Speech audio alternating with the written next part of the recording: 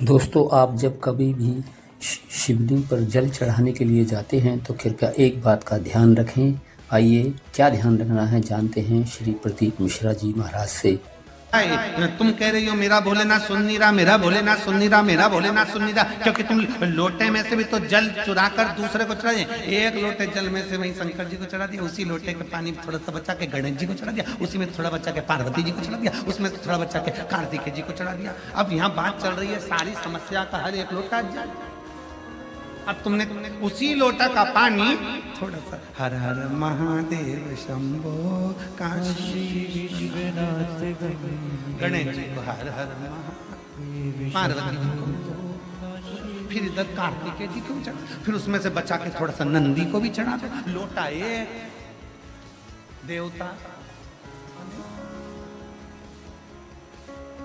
शिव महापुराण की कथा कहती है शंकर को जल चढ़ाने जाना, गणेश जी महाराज को अलग से जल चढ़ाने की जरूरत नहीं है, पार्वती जी को अलग से जल चढ़ाने की जरूरत नहीं है, नंदी को अलग से जल चढ़ाने की जरूरत नहीं है, शरणानंद कार्तिकेय को अलग से जल चढ़ाने की जरूरत नहीं है। आपको पहले भी कथा में कहा था, आज फिर बताते हैं।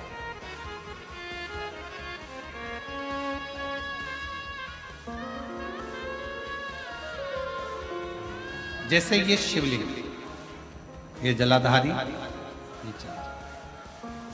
ये शिवलिंग, ये गोल जो जलाधारी है, किसका हस्त कमल है? जम के बोलो, पार्वती। जहां से जल बहता है उसके राइट हैंड में गणेश, लेफ्ट में कार्तिक, बीच में अशोक। शिवलिंग के ऊपर जो जलाधारी बंदी है उसमें से बूंद बूंद पानी नीचे गिर रहा है, वो शंकर भगवान की 5 बेटी, जया, विषहरा, शामली बारी, दौतली, देव। शंकर जी की छठी लड़की अशोक सुंदरी उनके पास। ठीक है, अब तुमने जल चढ़ाया। स्कंद पुराण कहती है जहां जल चढ़ता है, जल चढ़ने के बाद जलाधारी पर गिरता है, मतलब पार्वती जी को मिल गया। जल बहते बहते अशोक सुंदरी को मिल गया, कार्तिकेय गणेश को मिल गया। फिर वही जल बहता हुआ जब बाहर निकलता है, नीचे गिरने पर जितना शिवलिंग की, अभी अभी हम सतुआ बाबा जी के आश्रम पर पहुंचे मणिकर्णी। अभी सुबह जब बाबा विश्वनाथ जी का दर्शन किया, अभिषेक किया, तब वहां पहुंचे।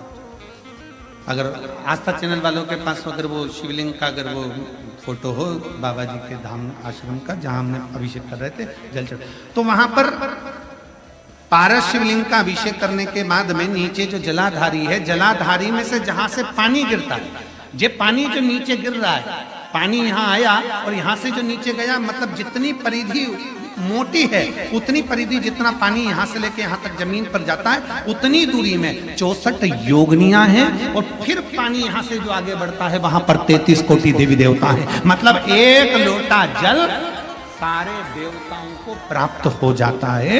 तुम्हें अलग से गणेश जी को, अलग से किसी देवी देवता को, अलग से किसी देवता को जल की जरूरत नहीं पड़ती। तुम सोचो कि मैं गणेश जी को भी जल चढ़ा दूं, गणेश जी पास में बैठे, तुमने सोचा पार्वती जी को जल चढ़ा दूं, पार्वती जी पास में बैठी हैं, तुमने सोचा कि कार्तिकेय को जल चढ़ा दूं, ना ना, शंकर जी को चढ़ाया, सबको मिल।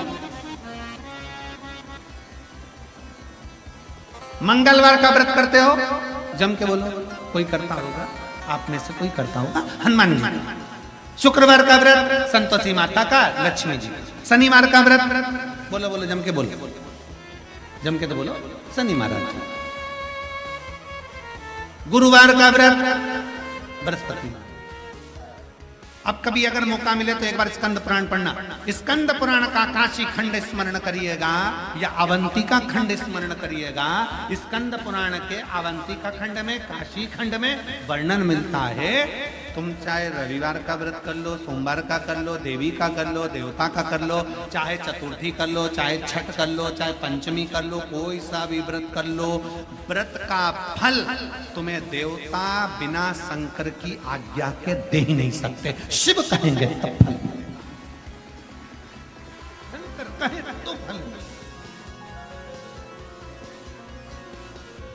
किसी का भी व्रत करो, आज्ञा शिव की हो, निवेदन शंकर का। इसलिए शिव महापुराण की कथा कहती है कि तस्वीर में जितने साथ हैं ये तुम्हारी विपरीत तकदीर में साथ है।